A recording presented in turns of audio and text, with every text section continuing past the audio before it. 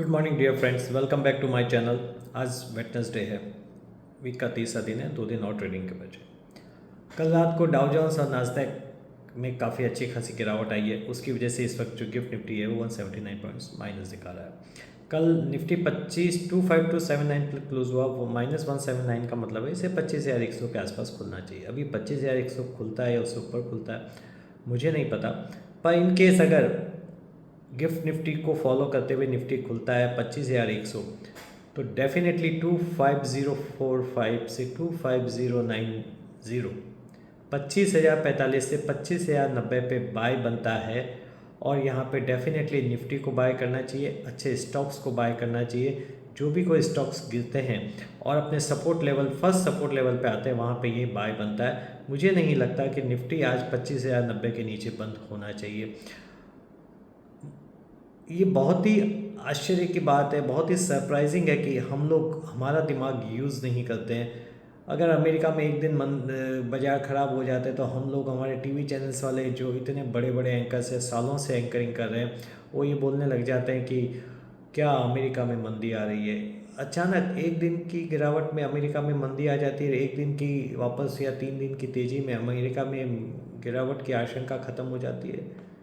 क्या माइक्रो और macro economics इस तरह से काम करते हैं? अगर थोड़ा बहुत भी आपको बोलना है, एटलीस्ट आप थोड़ा सा इकोनॉमिक्स की पढ़ाई कीजिए और देखिए कि इकोनॉमिक्स क्या कहती है। ना तो एक दिन में मंदी आती है, ना एक दिन में तेज़ी आती है, तो इसमें टाइम लगता है और एक प्रोसेस है जो धीरे धीरे होता है। और इसके इंडिकेशन बहुत जल्दी मिलने लग जाते हैं कि हम मंदी की तरफ जा रहे हैं या हम तेज़ी की तरफ जा रहे हैं। ये सब न्यूज़ का मैनेजमेंट है जो किया जाता है स्टॉक मार्केट को अप एंड डाउन करने के लिए। रिटेल इन्वेस्टर को बेचारे को ख़त्म करने का ये तरीका है। इन लोगों को तो शर्म आनी चाहिए, इन लोगों के ऊपर लीगल कार्रवाई होनी चाहिए जब इस तरह की ये बातें करते हैं, क्योंकि इससे किसी का नुकसान नहीं होता है। जिस आदमी के पास में बहुत पैसा है वो नीचे के लेवल पे हमेशा ख़रीदने के लिए उसके पास पैसा रहता है, और अगर उसको कुछ मार्जिन कॉल भी आते तो भी उसके पास पैसा होता है। बेचारा रिटेल इन्वेस्टर इसके अंदर मरता है, कुछ है नहीं। सिंपल सी चीज़ है, अमेरिका में मंदी भी आई तो हमको कुछ फ़र्क पड़ता नहीं है, हमको बिल्कुल फ़र्क नहीं पड़ता है, क्योंकि अमेरिका ऑलरेडी एक डेवलप कंट्री है। उसका जो जीडीपी रेट है वो कहीं से भी 1-2% से ज़्यादा नहीं हो सकता। और हमको अगर डेवलप कंट्री बनना है तो हमारा जो जीडीपी रेट है वो 6 से 7%, 9%, 7 से 9% हो सकता है, तभी हम डेवलप कंट्री बनेंगे। अगर हम 2047 में $30 ट्रिलियन की इकोनॉमी की बात कर रहे हैं तो हमारे यहाँ तो गिरावट पॉसिबल ही नहीं है। हम चाहे अमेरिका में आग लग जाए तो भी हमको कुछ नहीं होने वाला है, ये पक्की बात है। अगर अदरवाइज हम लोग डेवलप कंट्री बन ही नहीं सकते। या तो हम लोग जो डेवलप कंट्री की बातें करते हैं ये वो गलत है, या फिर ये मंदी की जो बातें कर रहे हैं वो गलत है। दो में से एक चीज़ डेफिनेटली गलत है, वो पॉसिबल ही नहीं है। आज हमारी $3 ट्रिलियन की इकोनॉमी है, उससे हम $30 ट्रिलियन अगर अगले 15 साल 2047 का मतलब होता है करीब 18-20 साल, 22-23 साल, 22-23 साल के अंदर अगर हम 10 गुना हमारी जीडीपी आगे जाती है, 3 ट्रिलियन से 30 ट्रिलियन का मतलब 10 गुना हो गया। तो 10 गुना का मतलब है कि निफ्टी को 5 लाख पे ट्रेड करना चाहिए, 5-5.5 लाख पे ट्रेड करना चाहिए, तो ही हम $30 ट्रिलियन की इकोनॉमी बनेंगे। अगर हमको $30 ट्रिलियन की इकोनॉमी बनना है तो हमारे कोई मंदी से कोई फ़र्क पड़ने वाला नहीं। मैं बोलता हूँ यूरोप में कुछ हो जाए, अमेरिका में कुछ हो जाए, कुछ होने वाला नहीं है। इसलिए इंडियन स्टॉक मार्केट में भरोसा रखें। ये बुल फेज़ में, अगले 20 से 25 सालों के बुल फेज़ में, हाँ ये एक अलग बात है कि कभी भी अगर किसी भी वजह से कहीं पे भी कहीं न्यूक्लियर वॉर हो जाता है तो उस दिन बिना सोचे समझे पूरा पोर्टफोलियो खाली कर देना है और सोना खरीद लेना है। जितना आपका नुकसान शेयर मार्केट में होगा उतना आपको वापस सोना कमा के देगा। तो वो सोना उस वक्त बाय बनता है। इंडेक्स बिल्कुल निफ्टी से या जो भी आपका स्टॉक मार्केट है उससे आपको बाहर निकल जाना है। जिस दिन भी न्यूक्लियर वॉर की शुरुआत होती है, आपको जब भी मौका मिले उसमें आप बाहर निकल जाइए। मैं ये नहीं कहता हूँ कि ये होने वाला है, लेकिन इस दुनिया में इस वक्त जियोपॉलिटिकल इतने इश्यूज़ है कि कभी भी कुछ भी हो सकता है। तो थोड़ा सा संभल के ट्रेड कीजिए। और मेरा ये मानना है कि एफ एंड ओ में ट्रेड नहीं कीजिए, कैश में ट्रेड कीजिए। इवन अगर आप एफ एंड ओ में ट्रेड करते हैं तो आप इस तरह से ट्रेड कीजिए कि अगर आपने जो ट्रेड लिया है कल सुबह उठ के वो 50% भी हो जाए तो आप उसमें खड़े रह सकते हैं, या उसकी जगह आप कैश में बाय कर सकते हैं।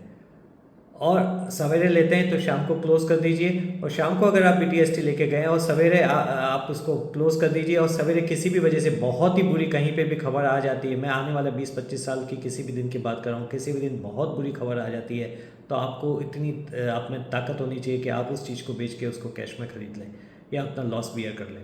तो एक कैलकुलेटेड रिस्क लीजिए, आप डेफिनेटली पैसा कमाएंगे।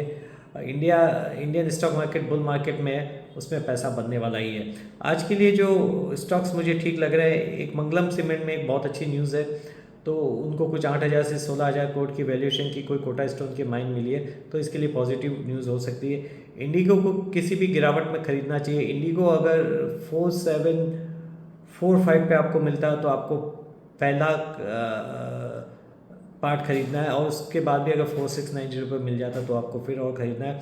क्रूड प्राइसेस कम हुए हैं, इंडिगो मुझे कहीं से टूटता हुआ नहीं लग रहा है। इन्फोसिस अगर कहीं से भी आपको 1890 मिलता है तो इन्फोसिस वापस बाई कीजिए। इन्फोसिस में मैंने आपको 1990 का टारगेट दिया था, लेकिन 1975 से वो नीचे आया, तो करीब करीब मेरे टारगेट के से 25 रुपये के आसपास था और वो नीचे आया, तो मेरा टारगेट ऑलमोस्ट हिट हो जाता है। लेकिन फिर भी अभी भी मेरा ये मानना है कि आईटी में इन्फोसिस को खरीदना चाहिए। इन्फोसिस आपको 2145 डेफिनेटली दिखा देगा 3 से 4 महीने में। It's a definite buy. Even America की नास्डैक में मंदी भी आ जाती तो भी इन्फोसिस बाय बनता है। और ये इंटरेस्ट रेट की बातें सुन के बोर हो गए, कुछ होने वाला नहीं है। ये एक ऐसा होता है कि ये बात सुन के वॉमिट होती है, जो होगा देखा जाएगा।